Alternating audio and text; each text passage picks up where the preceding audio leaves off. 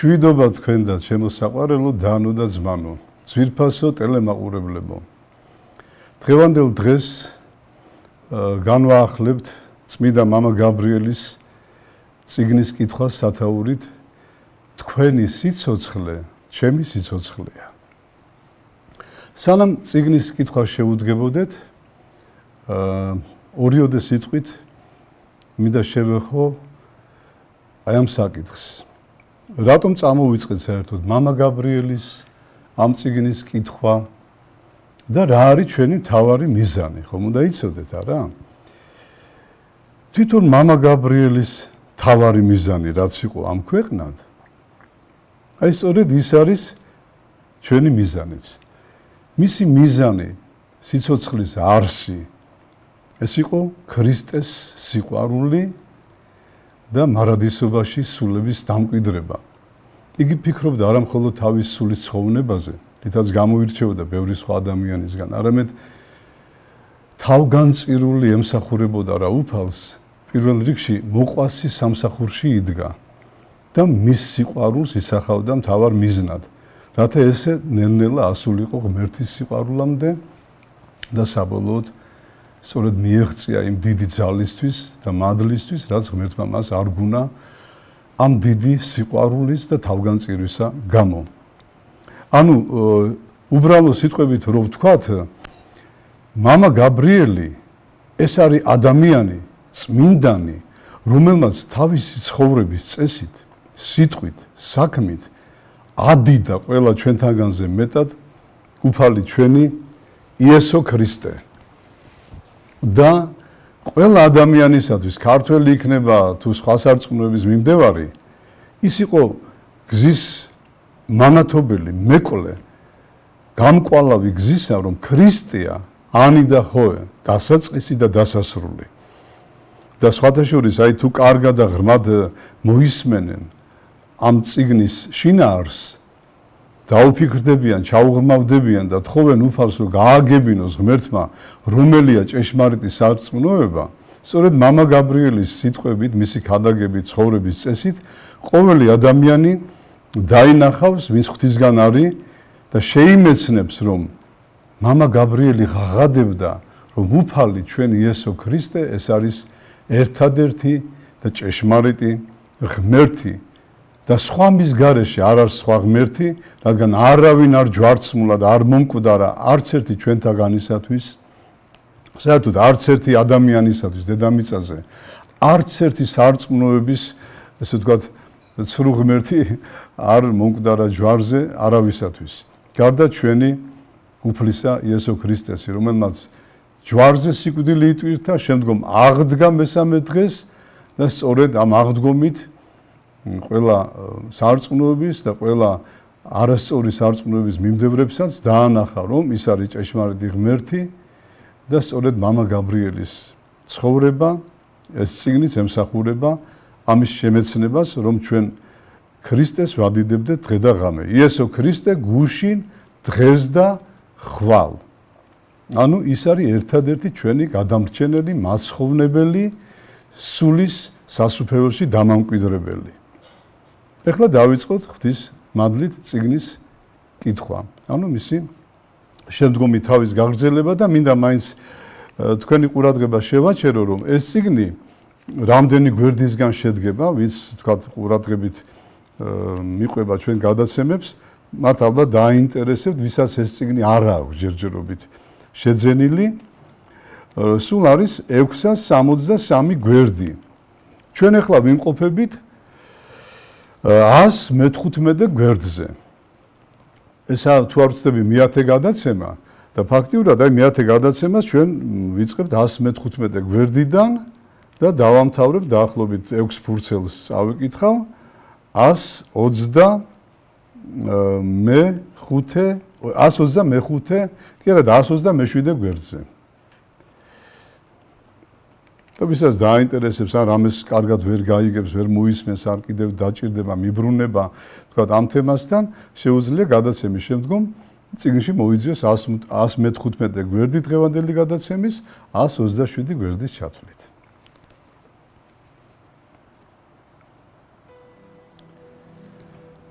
მამა გაბრიელის ქადაგებას საოცარი ძალა ჰქონდა.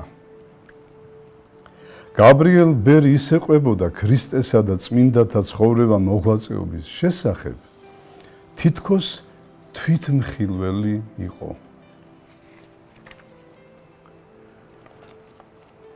ღმერთი ერთია, მაგრამ სამპიროვანი. მამა, ძე და სულიწმინდა, რომელიც ნათლის ღებით გამოჩნდა.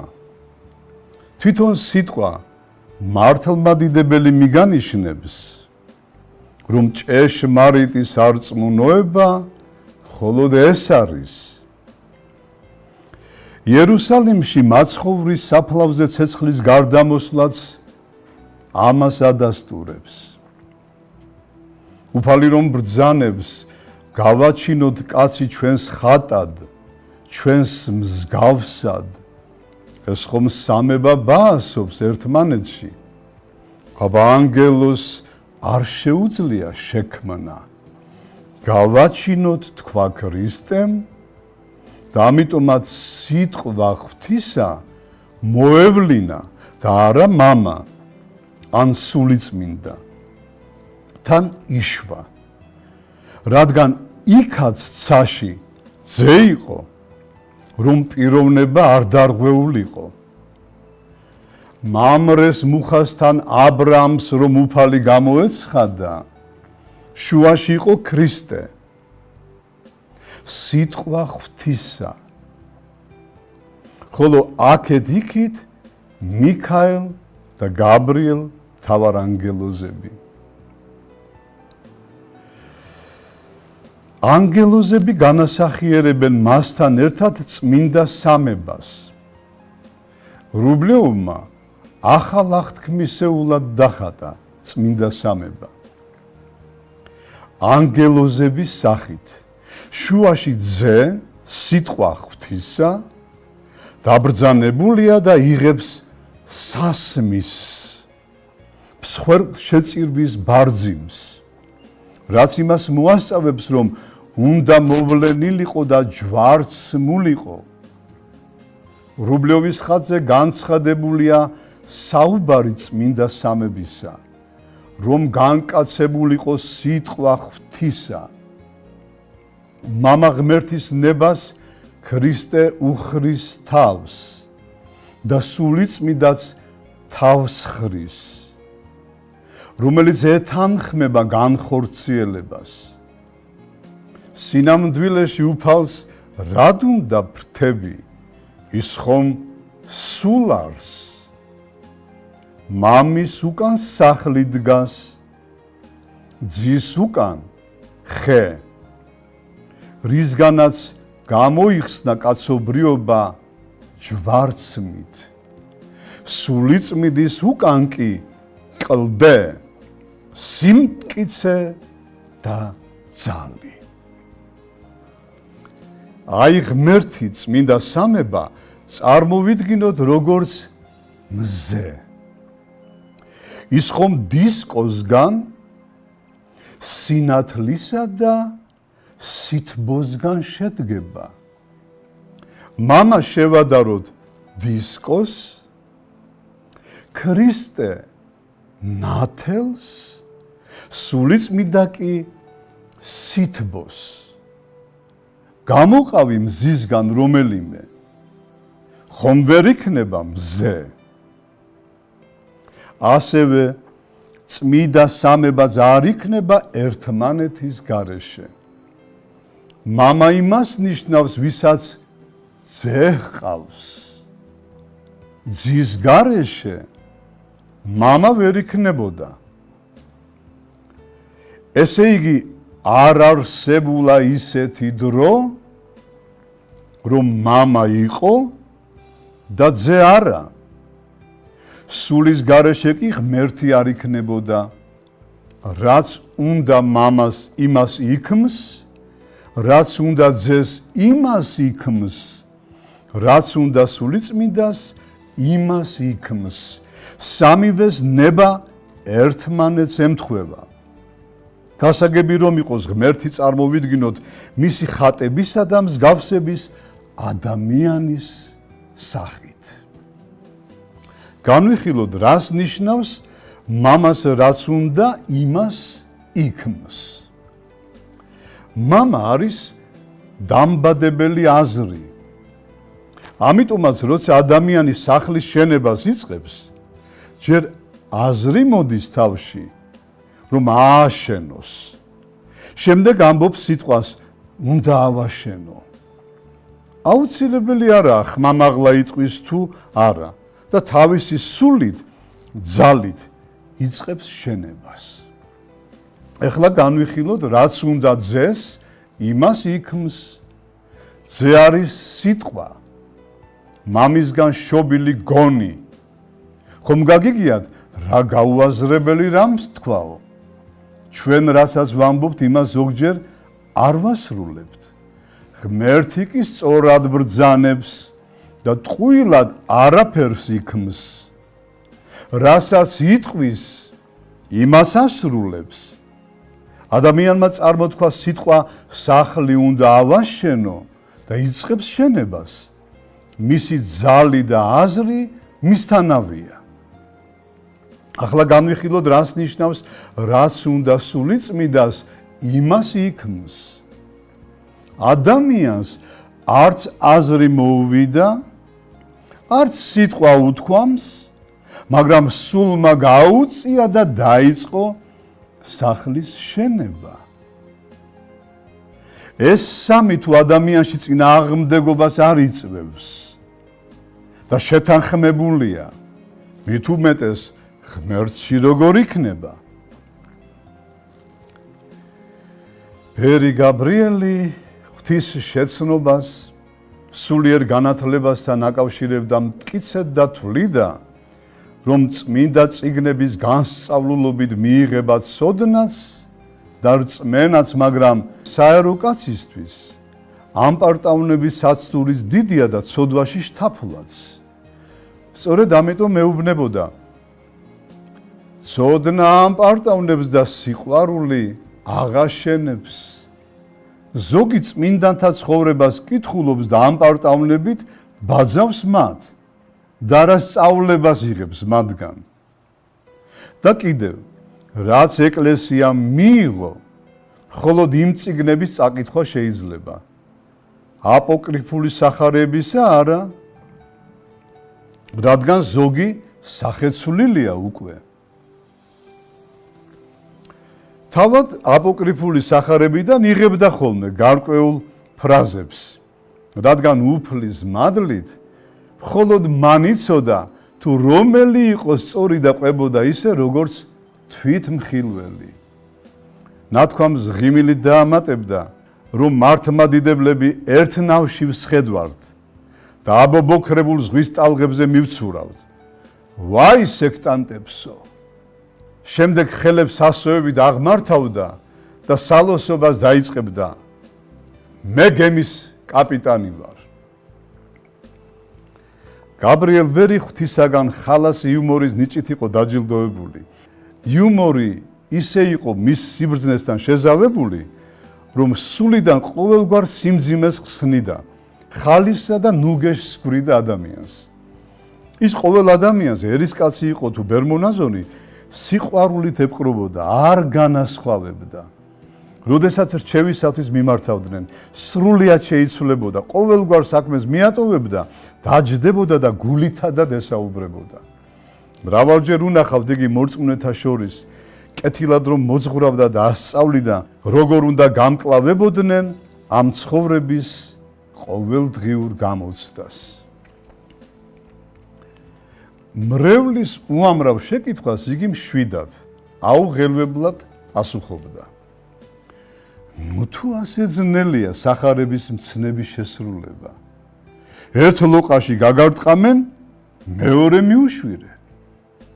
100-ჯერ მრუში ჯობია იყო, ვიდრე სარწმუნოებას გადაუხვიო. ყოველი ცოდვა ტრობა უფლისა, ვისე მტერები იცი რას გიზამს. როცა ერისკაცი სულიერი ცხოვრების შესახებ ეკითხებოდა, რისთვის მეკითხებიო? დაინტერესდებოდა მამა გაბრიელი. ისე იყო პასუხი. რაც არ მოგეთხოვება, იმას ნუ მეკითხები. რომ გიპასუხო ცოდნაში ჩაგეთვლება. მისი შესრულებისათვის პასუხისმგებელი ხდები და თუ არ შეასრულებ, დაისჯებიო. განუმარტავდა ხოლმე შემკითხველს. შემდეგ დაამატებდა. ბოლო ჟამს ერისკაცს 10 მცნების დაცვა მოეთხოვება და იმითი ცხონდება, ხოლო მონასტერში მოსულს სახარების მიხედვით ცხოვრება მოეთხოვება და იმით ცხონდება. რატომ ჭამთ და ვსვამთ? შემეკითხა ერთხელ. იმიტომ რომ ვიცოცხლოდ, უპასუხე. მაშ რა განსხვავებაა ჩვენსა და ძროხას შორის? ისიც სვამს და ჭამს, რათა იცოცხლოს. სასუფეველისათვის უნდა ვჭამოთ და ვსვათ. შევეკითხე მამა გაბრიელს, მხოლოდ გზის ფული რომ მაქვს, მათხოვარს მივცე თუ არა? რას ამბობ? სახარებაში წერია 2/3 რომ გაქვს, 1 გაეცი. ის კი არ წერია 1 რომ გაქვს, ისიც მიეციო. ფული რომ მისცე და გზაში რაიმე დაგემართოს, შენ იქნები უფლის წინაშე პასუხისმგებელი. ეს ბერების საქმეა და ერის ხალხს არ ეხება.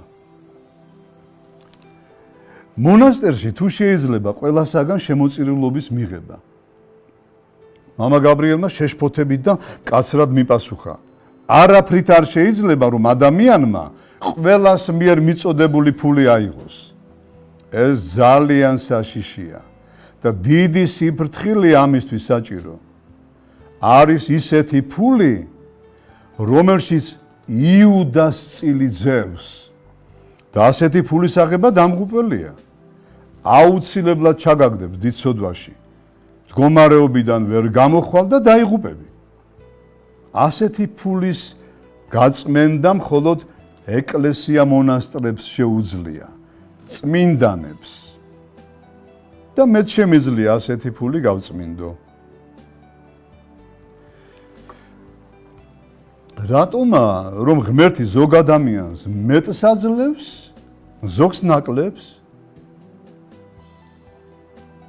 ღმერთი არავისგან არჩევს. მდიდარსაც და ღარიბსაც თანაბრად ეძლევა სული წმინდის მადლი. ზოგი რომ სიმდიდრეშია და ზოგი სიღარიბეში, ეს ან წინაპრებისგან გადადის, ან მეტი არ ეძლევათ, რათა არ დაიღუპონ და გადასარჩენი სულები გადარჩნენ. და კიდევ როგორც წმინდა ანდრია სალოსის ცხოვრებაში წერია, ხოლო უკეთურთა განამდიდრებს და მართალთა რომელთა მე აჭირვებს, ამისთვის არის ესე. რამე თუ არცა მართალი იპოვების, თუმცა არა აქ უნდა ცოდვა. და ყვალად არცა ცოდვილი, თუმცა არა ექმნა სიმართლე. ამისთვის იტანჯების კაცი მართალი აქვე სნეულებითა და ჭირითა, გინა სიგლა ხაკითა, რათა აღიხოცოს ყოველივე სთომა მისი და მუნ არღარა ბოროტი შეემთხვიოს. და ყვალად არიან კაცნი ფრიად ცოდვილნი და აქ რაიმე მცირედ კეთილიცა. და მისთვის მისის ღმერთმან აქა სიმდიდრე, გინა სიმრთელე, გინა შვილნი კეთილნი. რათა მუნ საუკუნოდ არა რა სასყიდელი თანა ედვას მის კეთილსა ნაცვალი. ვითარცა სახედ ლაზარე გლახაკი, რამე თუ აქვდა ცთომაცა რამე და მით აქა იტანჯა და საუკუნოდ წავიდა განმართლებული და ეგრეთვე მდიდარს აქვდა კეთილი საქმეცა და აქავე მიიღო მისი ნაცვალი შვება და საუკუნოდ სატანჯველად მივიდა. რამე თუ უკეთ თუ გექმნას კეთილი რამე და აქავე ცხოვრებასა მიიღო ნაცვალი მის პატივი. ღმერთსა არღარა თანა აძს შენი ყოველივე გარდაუხდია აქა. ძვირფასო ტელემაყურებლებო, რეკლამა ტელევიზიით.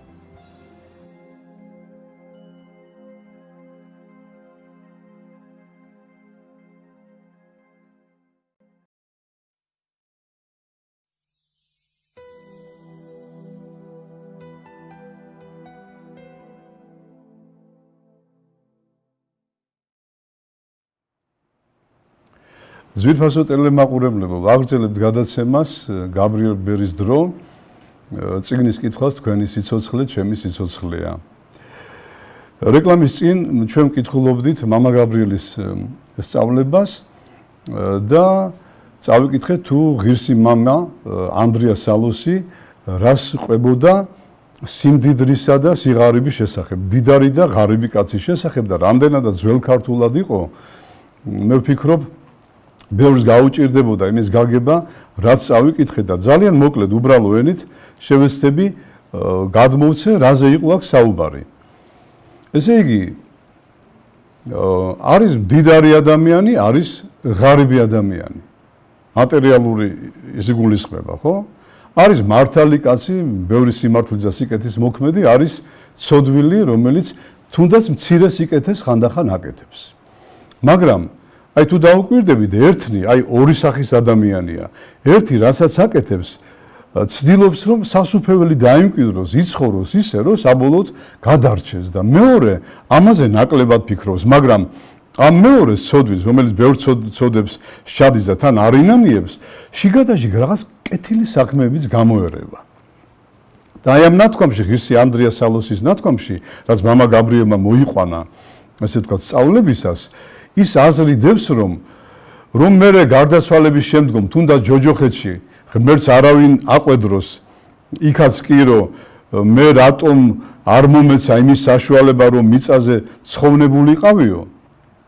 ან რატომ თუ მაინც აქ უნდა მოხვედრილიყავი ჯოჯოხეთში, იქ მაინც მეცხოვრა კარგადო სიტყვაზე, ხო?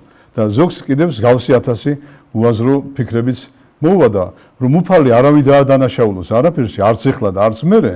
თურმე ისე ხდება, რომ აი ვინმე მდიდარი რომაა, რომელიც დღედაღამ მარტო თავის სიამოვნებაზე ფიქრობს და ერთი-ორი მცირე სიკეთეც გამოერევა, მაგრამ იმ მცირე სიკეთით ის ვერ ცხონდება, გესმით? საჭირო არის სასუფეველის დამკვიდრება, საჭიროა სინანული გარდასულ სხვადასხვა მძიმე ცოდვებზე, არა? მარტო ერთი-ორი სიკეთით ადამიანი ვერ ცხონდება. ხო და ამიტომ ღმერთიო აი ესეთებსო აძლევს აქ ყველაფერს, სიმდიდრეს, შესანიშნავ ბავშვებსაც აძლევს, რომ აქ იხაროს მისმა სულმა ამ ქვეყანაზე მაინც, რადგან არა აქვს გადაწყვეტილი, რომ იმ ქვეყნად მარადიულობაში უფალთან იცხოვროს. და ლაზარე კიდე რამოდენიმე ცოდვებიც ჰქონდა მას მიწაზე, მართალი ლაზარე რომ იყო, ეგერ პატრონისგან გადმოყრივ ნამცეცებს ჭამდა და სასტიკ გაჭირვებაში გაატარა ცხოვრება, მაგრამ გაიღვიძა 64-ში, ხო, ესე რომ ვთქვათ. ისეთ ადგილას, საიდანაც უფალი მას მერე აიყვანდა მარადიულ სასუფეველში. ხო და აი ესეთი აზრი არის, რომ ზოგი რომ მიტყვის, რომ კი, მაგრამ რატომ არ კლავსო ამ ბოროტის მოქმედ ადამიანსო, აი ამ დიდარსო, ვინც არცეთ ღარიბს არ ეხმარებაო და ასე შემდეგ.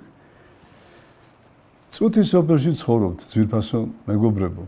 წუთი არის ეს სოფელი. ისედაც მარადიულობაში უნდა იტანჯოს იმ საცოდავმა და აქაც მოკლას დროზე ადრე ღმერთის სამართალზე მეტად ჩვენ ხო ვერ ვიქნებით მართლები და სწორად გადამწყვეტები. უფალმა იცის, ვინ როდის გაიყვანოს ამ ქვეყნიდან, ვინ როდემდე აცხოვროს. და ამიტომ ფრთხილად უნდა ვიყოთ. ერთადერთი აი იმედი, კარგი ის არის კიდევ რომ ხო აქ ნათქვამი იესო ქრისტეს, რომ რაზეც მოგისწრებ, იმაზე განგჟიო. აი მას ეს მაინც გავაკეთოთ, რომ სულ სიკეთე ვაკეთოთ, სულ სინანულში ვიყოთ, რომ იქნება აი ამ სიკეთისას მოგვისწროს სულის ამოსვლამ და იმაზე განგჟის მერე უფალი. ხო და ახლა თუ მარტო სულ 1-2 სიკეთეა, რაღაცა მარტო იმ 1-2 სიკეთის დროს გაგვიყვანს უფალი ამ ქვეყნიდან. როცა დანარჩენს სასტიკ ცოდვებს ჩავდივართ, დაუშვათ, არა? შვილებს ვკლავთ საშოში, მშობლები შეთანხმებით. დედაღამ ქურდობა, მკვლელობა, ძარცვა, ტყუილი, ერების დაჩაგვრა, მიწების გაყიდვა, 1000 უბედურება. კეთილი, რომეტი აღარ გავაგრძელო, ალბათ თქვენ მიხვდით აი ამ ტექსტში ანდრია სალოსის რა აზრი იდო. დიდარმაც და ღარიბმაც დიდი სიფრთხილით უნდა ვიცხოვროთ და ვიცოდეთ, რომ რაც ამ ქვეყანაზე გვაქვს დრო, ეს დრო მოცემულია სული ცხოვნებისათვის. ეკითხებიან მამა გაბრიელს. ბედისწერა არსებობს? არ არსებობს ბედისწერა. ზოგი იტყვის, ასე მეწერაო. თუ ადამიანს დაღუპო ეწერა, მაშინ რატომ უნდა განიკითხოს ღმერთმა? ბედისწერას ჩვენ თვითონ ქმნით. ადამიანმა რომ თავისი დაუდევრობითა და დაუფიქრებლობით სიცოცხლეს საფრთხეში ჩაიგდო, ან გარდაიცვალა, რა შუაში აქ ბედისწერა? ხანდახან ისე უცნაურად იქცეოდა, თითქოს ღვთის მადლი არ გააჩნდა. და ამას ისე ოსტატურად აკეთებდა, რომ კარგად თუ არ დააკვირდებოდი, ვერ მიხვდებოდი ღვთის მადლით ახსილი რომ იყო. მე თქვენგან სწავლობო, იტყოდა. ინტერესით გადმოხედავდა იქ მყოფთ, ქებას შეიფერებდნენ თუ არა. შეიშმუშნებოდა და დააყოლებდა. ვინ ჩასწვდება ღმრთის სიბრძნეს?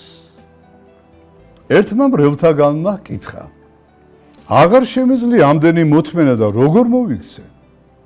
ყველაფერი უნდა დაითმინო. მერე და თქვენ ითმენთ მამა გაბრიელ ამდენ უსამართლობას? მე სულ ვითმენ. შემდეგ გაიღიმა და უთხრა და ახლაც ვითმენ. ქრისტეს ბაძავდა მოთმინებაში და ყოველივეს უფლის სიყვარულისათვის ითმენდა.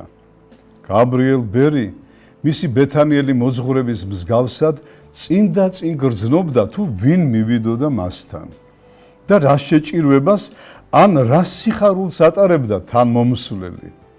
საღმრთო რჯულის ერთგული სახარების მცნებას არასოდეს დაარღვევდა.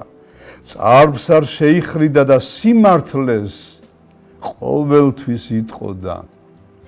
ამის გამო მას მუდამ ძიმე და მშფოთვარე ცხოვრება ჰქონდა, მაგრამ ყველაფრისათვის მადლობდა უფალს. ყველაფრისათვის იმდენი მადლობა უფალო, რამდენი ზღვაში ქვიშა და ცაში ვარსკვლავი. ერთხელ მკითხა. უფალი რომ გამოგეცხადოს და გითხრას, ერთ სურვილს შეგისრულებთო. რა სიტყვობდი?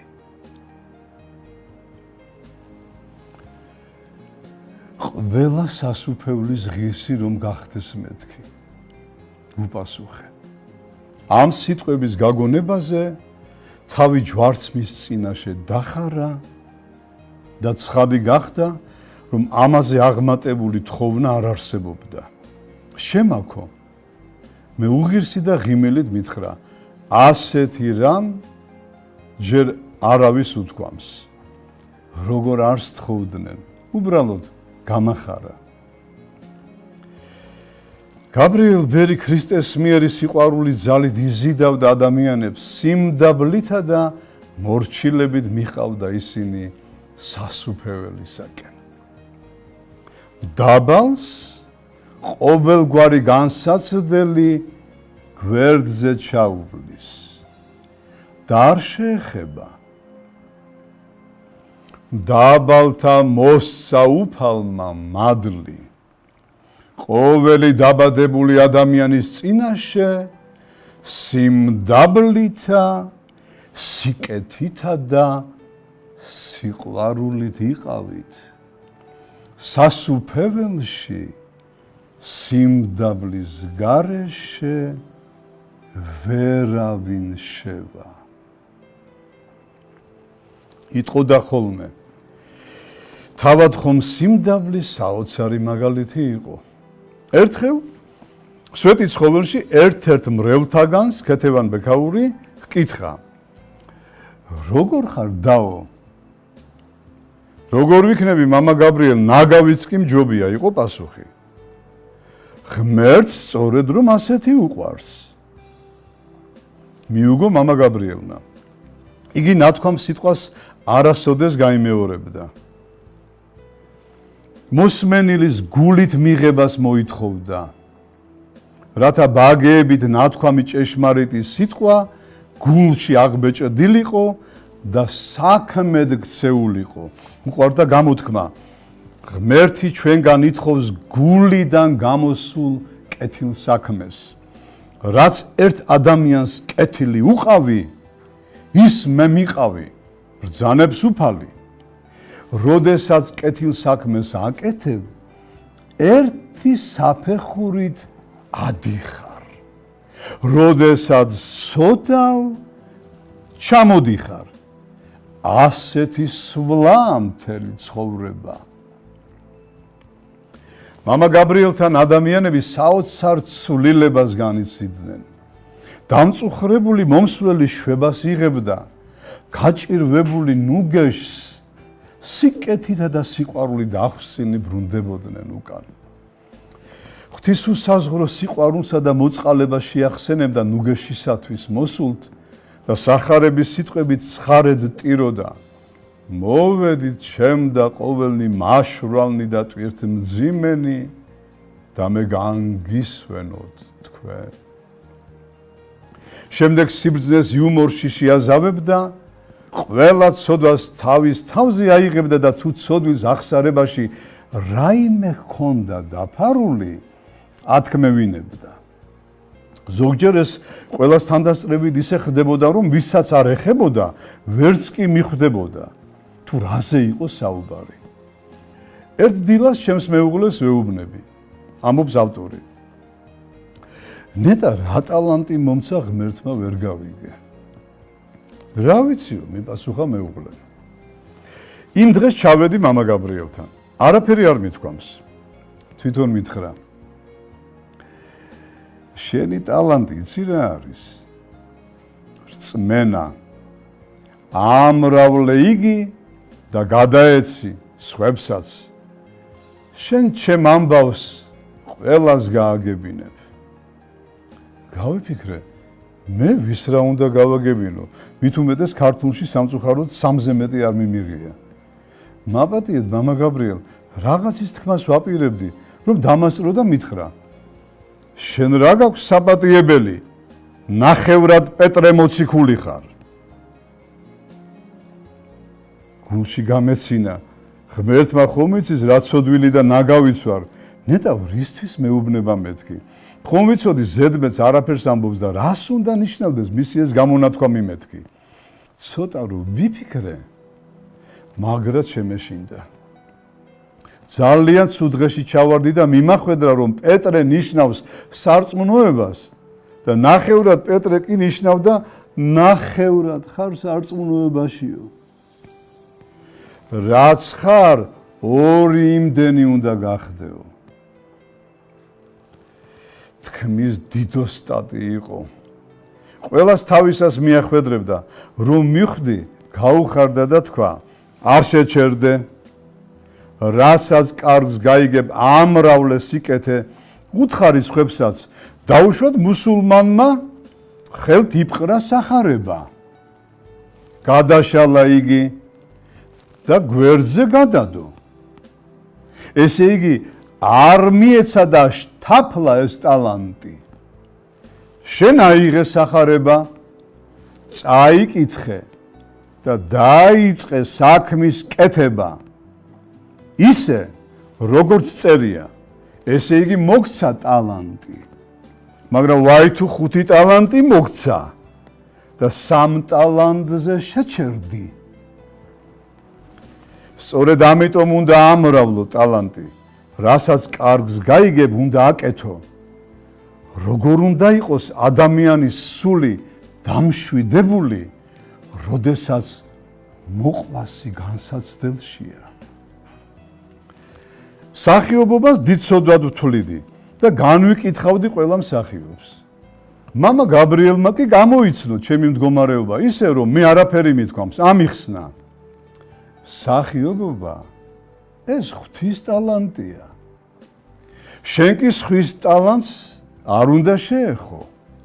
რამდენი გამოჩენილი მსახიობია, თუ მოგეცა ღვთისგან ეს ნიჭი, მაშინ უნდა ეცადო ამ ტალანტით უფალთან მიიყვანო ხალხი და არა გართობის მიზნით გამოიყენო.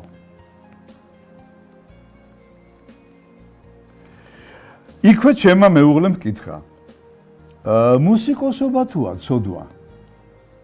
ეგ არ არის მთავარი? მე ვიოლინეს სკრიპკა კი არ შეიყვანს სასუფეველში. მრავალ მნიშვნელოვნად უპასუხა მან. წმინდა მამები გვასწავლიან, ის მუსიკა, რომელიც სულს ამშვიდებს და ნებებს არ აღძრავს, დაშვებულია ღვთისგან. მერე უცნაურად გადმოხედა და დაამატა, ჩემზე დიდი მსახიობი არავინა ამ ქვეყნად. კითხეს, ფილმ იესო ნაზარეველის ჩვენება თუ შეიძლებოდა? როდესაც ეს ფილმი მიიღეს, მე დავენთახმე, რომ გაეშვათ, რადგან მორწმუნეები ამის გულისათვის არ მიატოვებენ ეკლესიას.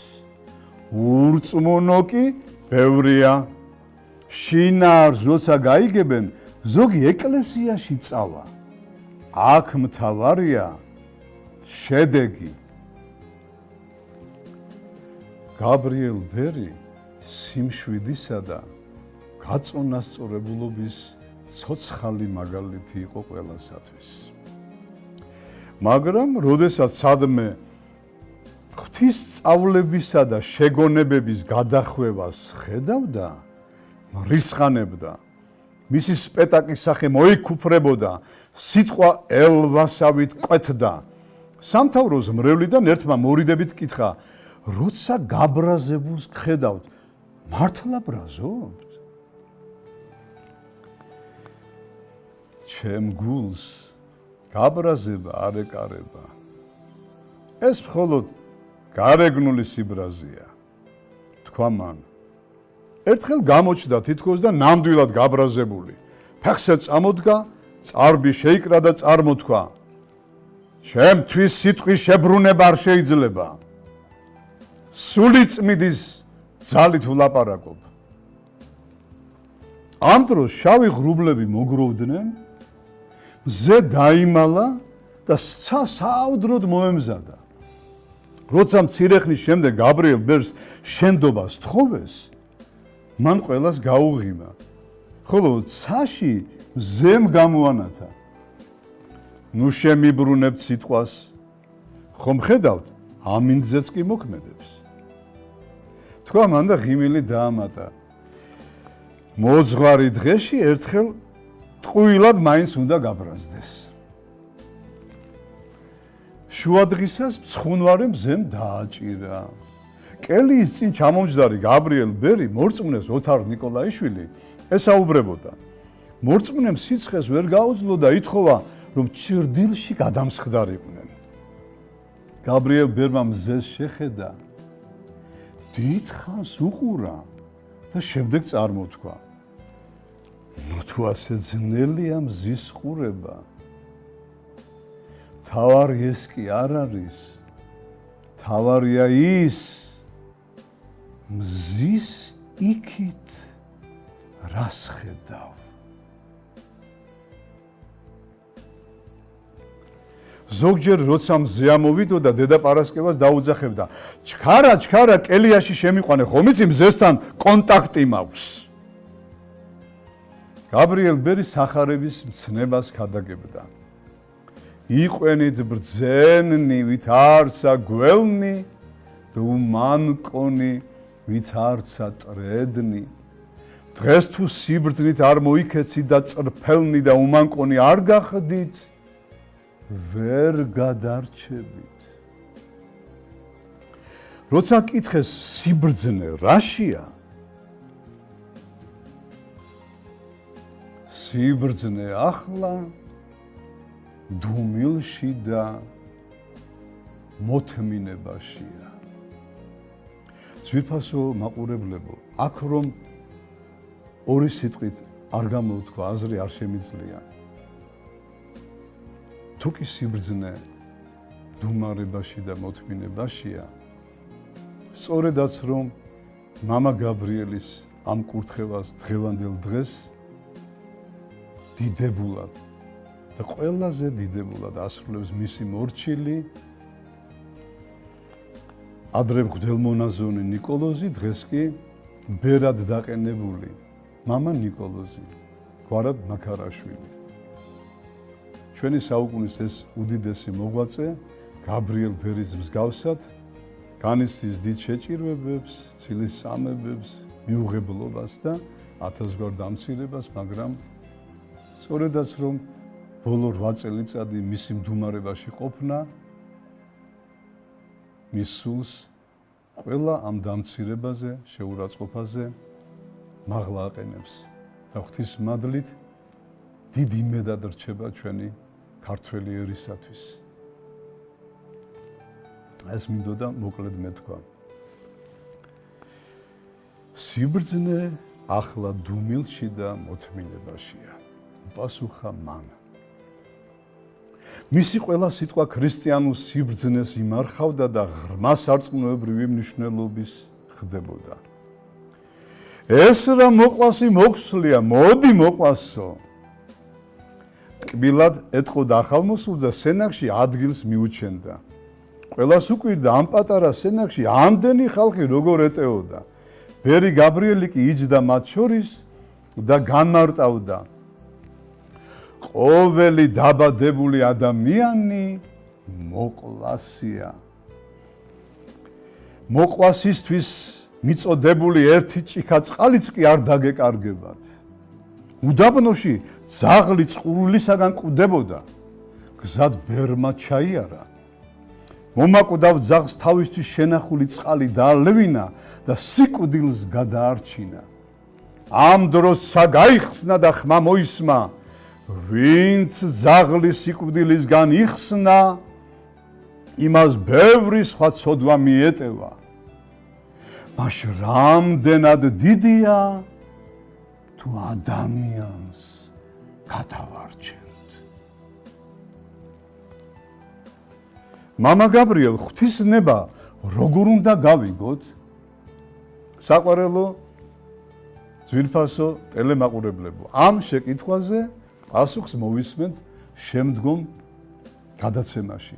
ღმერთმა გვაცოცხლოს და ღირსი გავხადოს, კიდევ ერთხელ შევხვდეთ და კიდევ მრავალჯერ და მოვიგონოთ ჩვენი წმინდა მამა გაბრიელი და მისი ლოცვა ყოველთვის გზის მკვლევი ყოფილიყოს თითოეული ჩვენთაგანისთვის. დიდი მადლობა ყურადღებისთვის. ღმერთი გფარავდეთ უკუნისამდე, მუდამ. ეს უკუნისამდე მაპატია ცოტა ახალი შემოღებული სიტყვაა, უნდა ვთქვა ორი სიტყვით. დაგვინდა ამ უკუნში და უკუნისამდე. ღმერთი გფარავდეს მუდამ, საუკუნეთა მიმართ. ამინ.